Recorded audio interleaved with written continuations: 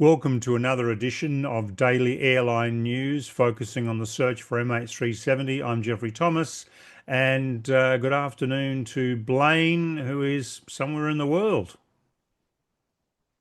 Hello, Jeffrey. I won't say good morning or good evening or good afternoon. Okay, that's fine. It's afternoon actually, but anyway, that's all good. That's all good. So this particular episode, viewers, is going to focus on some debris which has been turned in. It apparently was found some time ago, but this is the first time that we are revealing it, or Blaine is revealing it. And I'm going to turn this over to Blaine to discuss the two pieces that have come into his possession or he's been made aware of. So, Blaine, tell us all about it. They are not in my possession. I have been made aware of them. One of them was found by someone else long ago and handed in to France. Another one was found washed ashore long ago in Madagascar, but not recognized until recently. So, found by local people, not me. So remember that there are 43 pieces of 370 debris, 33 in the Annex 13 report, and an additional 10 that have been identified by a combination of photographs and or physical private examination by experts and determined to be from Malaysia 370. These are in addition to those 43 if they turn out to be from the plane. The first one is what I call the Matrek debris. It was found by a guy named Alexandre Poussin in Madagascar, who is much more of an adventurer than I am. I mean, this guy trekked around Madagascar with his wife and son and a buffalo cart. So this is a real adventure. And he kept his eye open for debris. I had the pleasure to meet him when he was there. He showed me this debris. I thought it was from the plane. I'm quite sure that it is. And he wanted to hand it in to France because he is France and the French have a criminal investigation. And that's actually very good because it's nice that different authorities with jurisdiction are involved in this investigation. So here are some pictures of this debris. Alexandre Poussin of Matrek, which was his expedition, found it on August 16, 2016, near Foul Point, Madagascar. That's near Tamatave. It is a black carbon fiber polymer, hexagonal honeycomb, between 9 and 11 millimeters thick at its thinnest point, which would be about 3/8 of an inch. It's irregular, tapered shape, shiny on one side and dull on the other. He, after finishing his time in Madagascar, took it back to France and handed it to the French Gendarmerie de l'Air at Toussus-Lenoble Airport to be handed on to BEA France. We have not yet heard any results of that, but it would be interesting to know. It's an interesting piece, and you're looking at the photos. Maybe some of you can get some idea of where on the aircraft it was from. So this is the first time you've seen it in these photos, or have you seen it previously? I saw it previously. I actually saw this debris myself when he showed it to me. So I have seen these photos previously, but he was private about it and took it to France and handed it in there, which is fine. A lot of people who find debris choose to remain anonymous and quiet about it, especially at the time, because of some of the horrible things and sensationalist stuff and threats that are made to finders of debris. So he So didn't want you. He didn't want you talking about it. Didn't want me talking about it publicly while he was still around in Madagascar. I fully understand that, and So he so now he's dutifully collected it and handed it in. so now he's changed his mind and he's allowed you to share these photos. Yes, exactly. He posted it in a private group Yeah, on Facebook that I am in, and I told him that I'd be revealing this to you today. yeah. Okay. So this photo, there's a young lad in the photo. That's his son, I take it. Yes, that's the son, and that's almost 10 years ago. Okay, cool. So he's probably a out of control teenager by now. I don't know, but you can contact Alexandra. He's a wonderful guy, a Sure. great adventurer who walked around Madagascar, and you can find him on YouTube, Great. Matrek. Okay. Yeah. So what about the other piece, Blaine, that you've got? The other piece is one that was found washed ashore by a fisherman in Riyake way back in 2017, but not recognized until more recently. And here are some pictures of it. It's possibly a cabin floor panel, possibly from cargo or maybe avionics bay shelf. We don't know. It would be interesting to find out. It's 12 inches by 7 inches, a soft, light brown, malleable fabric. A lot of the composites are very, very solid Mm. on the hexagonal honeycomb, but this is a malleable fabric, as you can see from the Ah, photos. It has inside it an aluminum honeycomb, and that honeycomb is a half-inch thick. mm-hmm. The aluminum honeycomb are hexagons, and they are a quarter inch across from Right. one part of the hexagon to another.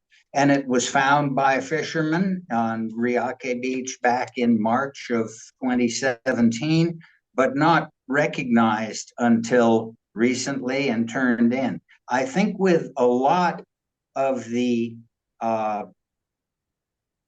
debris, it's sitting on people's shelves or being used or been put away or been buried in sand. And unless, I or one of my team actually gets to see it, they don't understand what they've got. So I think most of the pieces of debris that appear will be of that category, that they washed ashore back between 2016 and 2019 and simply weren't recognized until recently. Yes, I think that's definitely the case. And, the more publicity we can give this, the more chance we've got of more pieces being handed in. But I Yes, mean, exactly. yeah. Now I know you've got some additional pieces of debris, and you're going to get photos of those in coming weeks, are you not?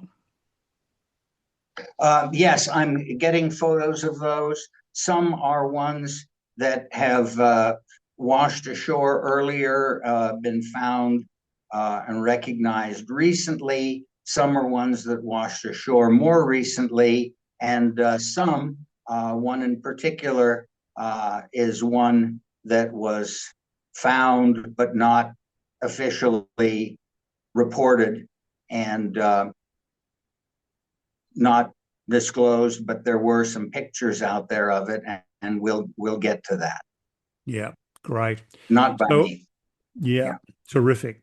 So on that score, there's a question from, I know we've answered this question before, but I think it's very relevant, and quite a few people are still asking this same question, so they've obviously missed one of our earlier answers. Paul Todd, 3497, says, "Hi, gents, love your work. Question, after 11 years, would there be any debris still floating in the ocean?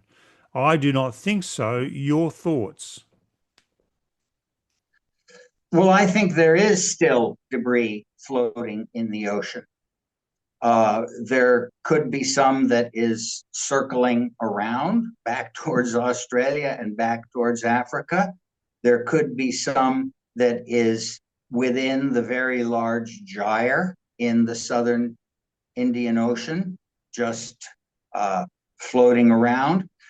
There could be others that was washed ashore earlier and then washed out by rains or a cyclone and then washed back in. And then there's probably some that leaked over from the Indian Ocean into the Atlantic. So I think that there is still debris floating around, but most of it by now, or a lot of it by now, has probably been buried in sand or picked up and used and not recognized. So, I mean, with that question about the debris, one of the things that we find, and you know this, Blaine, as well, is people put messages in a bottle and 25 years later they rock up on some shore. So, you know, debris of all sorts of different, if it's going to float, if it really is going to float, and some of that debris will definitely float and stay floating for various reasons, eventually the ocean will give it up somewhere, Yes. sometime. And I think that Chari Patarachi, when he was talking to me, suggested that some of the southern shores of Australia, that's where the Great Australian Bight is, and across in Tasmania were possible areas where debris could turn up, because it, you know, and I'm showing viewers now the current chart for the Indian Ocean, and where we know the aeroplane must be, the West Australian current takes it north to the equator, across the equator at the southern side of the equator, about 10 to 15 degrees south, I think you mentioned, Blaine, down the African coast and onto the different islands and Madagascar and Mauritius and La Réunion, and then down possibly into the Atlantic, which you touched on as well, Blaine, the other day. Some could leak into the Atlantic, and other parts of the debris could then rejoin that anti-clockwise motion, but some of it could get into the roaring 40s and then be taken across to the southern states of Australia, Victoria, and more It likely could. Tasmania. So Sure. I think we showed the other day, and I'll find the photo and put it up again now.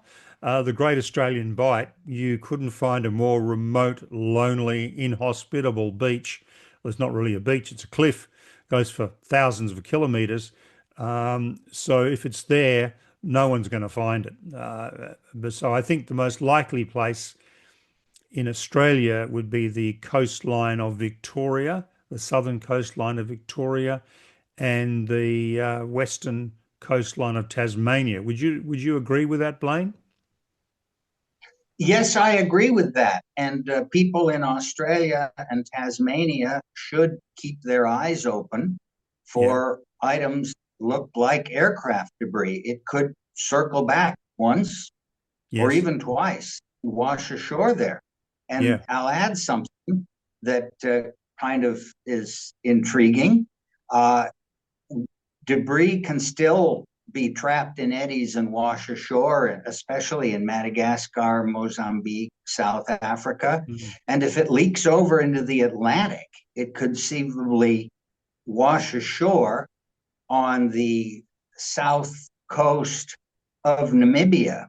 And that's an interesting area that is quite restricted because diamonds from the Agrebis River flow into the Atlantic and are carried by currents and deposited on that beach. So if you could get permission to go searching on that beach in Namibia, you'd find some shipwrecks, you might find some diamonds, which is why it's so restricted. And you also might find some pieces of Malaysia 370. It's possible. Is that the beach, Blaine, where the massive sand dunes basically flow into the ocean? I've seen some images of a Yes. beach where there's colossal sand dunes that just basically end up in the ocean. Yes, they do. The largest sand dunes are in the north of Namibia, but there are also sand dunes along the beach. And if you watch the movie Sands of the Kalahari or look at some of the shipwrecks that have washed ashore in Namibia, it's a fascinating part of the world near Yeah, Swakopmund. absolutely. So still talking debris, of obviously this is all about debris and where things are. Um, KLEMPAA 1 asks, can it be ruled out, and I'll add once and forever, that MH370 may have crashed in the Gulf of Thailand and the South China Sea? I think we can rule that one out, Blaine. Yes, it can absolutely, certainly be ruled out. And it's one of the few things with Malaysia 370 that definitely can be ruled out. A crash or shoot down in the Gulf of Thailand and the South China Sea is simply disproven by all of the evidence that there is. It's disproven by the military radar evidence, by the civilian radar evidence shadows, both of which confirmed turnback over the Malay Peninsula. It is disproven by the co-pilot's cell phone ping at the Tower of Penang. So we know that the plane was there at Penang in the Straits of Malacca. Then there's the radar evidence and whisper evidence and Inmarsat data evidence that shows the plane going northwest up to the mouth of the Straits of Malacca and then turns again to go south to the southern Indian Ocean. And then there's 43 pieces of debris that could only have come from the southeastern Indian Ocean near the search area. Only. Exactly. So, yes, that can be ruled out even with more certainty than alien abduction to another galaxy. At least with the aliens, someone could say that the aliens took it and beamed all the debris back. So, yeah, the South China Sea, Gulf of Thailand crash shoot down is totally out, disproven by all the evidence.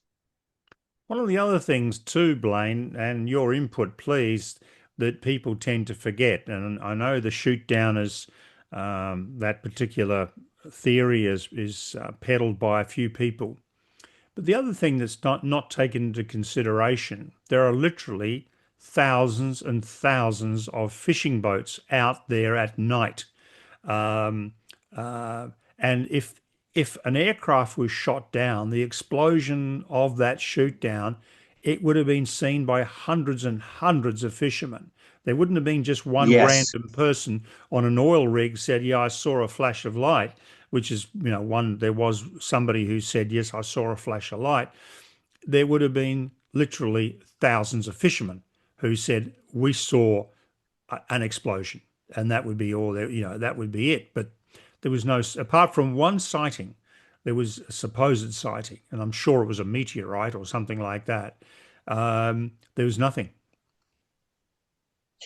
Yes, and those fishermen are many and they are very dutiful, caring people. And if they saw something like that, they would immediately go to try to be picking up any survivors and Yeah. any aircraft wreckage and personal effects. And Yep. nothing like that happened. No, it was not shot down or crashed in the South China Sea or Gulf of Thailand, period. So from India Alpha November 7, um, great work from all you gentlemen. Just a fun question for Blaine. With all the beautiful pictures of paradise-like islands that you have shown over the past weeks in the Indian Ocean, Blaine has done wonders for promoting its beauty and tourism interest. What then is Blaine's favourite, most beautiful place he has visited in all his searching for debris from MH370? So I'm going to put your tourism hat on now, Blaine.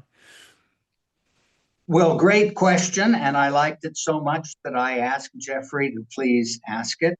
I would put at the very top of that list the island of Rodriguez, the eastern island of Mauritius and Rodriguez. It is beautiful. It is unspoiled. The people are very friendly. It's an ecotourism paradise without all the hullabaloo of the big tour groups coming in. So Rodriguez is fantastic. I also really love Mauritius. It's a great country with wonderful areas. And I love Nosy Bora, Ile Sainte Marie, which has produced more Malaysia 370 debris than anywhere else. I love the southwestern Indian Ocean, and it's much easier and much more pleasant to look for debris there than to search in the rough high seas of the southeastern Indian Ocean. Yeah, good answer. Yeah. So, Blaine, that's all we've got time for today. Um, so, thank you very much indeed for bringing those pieces of debris to our attention, and it's going to be fascinating. What are your plans with those debris? Obviously, one is with France. What about the other one? Well, one is with France, and we'll ask Alexandra, maybe a couple other people, to try to follow up on what's happening with that. And the other one, I want to get it in my possession and into hands of someone for private physical examination and determine where it's from. Mm, mm. Yeah. So when do you think that will happen, Blaine? I think that can happen sometime in the next few weeks. Malaysia does not have much interest in any new debris. They have not investigated four of the last pieces that I handed in. And I can understand that they're preoccupied with other things, and I really want to see them focus on the underwater search. That's the most important. Yeah. So I think the best thing is just to do some private examination with these and get the word out there. See if there is any trace of burning or fire. I'm told by people that there is not. There's no smell of smoke or fire on that debris, and see where it's from on the plane, the avionics bay, the floor, the cargo hold. Who knows? Let's find out. Yeah, excellent. That's so absolutely fascinating. And it's wonderful. Also, it's wonderful. It's fascinating that really more debris is surfacing one way or another.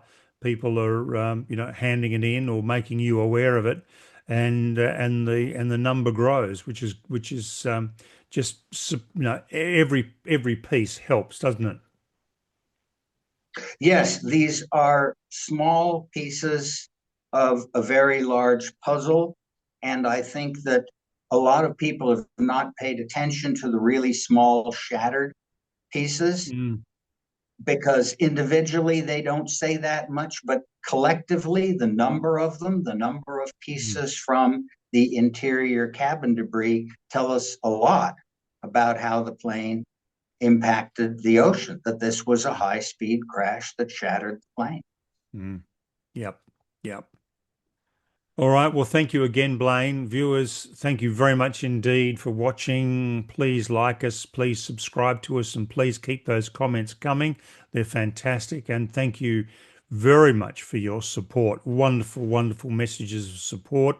Um, Blaine, myself, and Richard trying to deliver just the facts and keeping speculation to an absolute minimum because we just want the facts and nothing but the facts.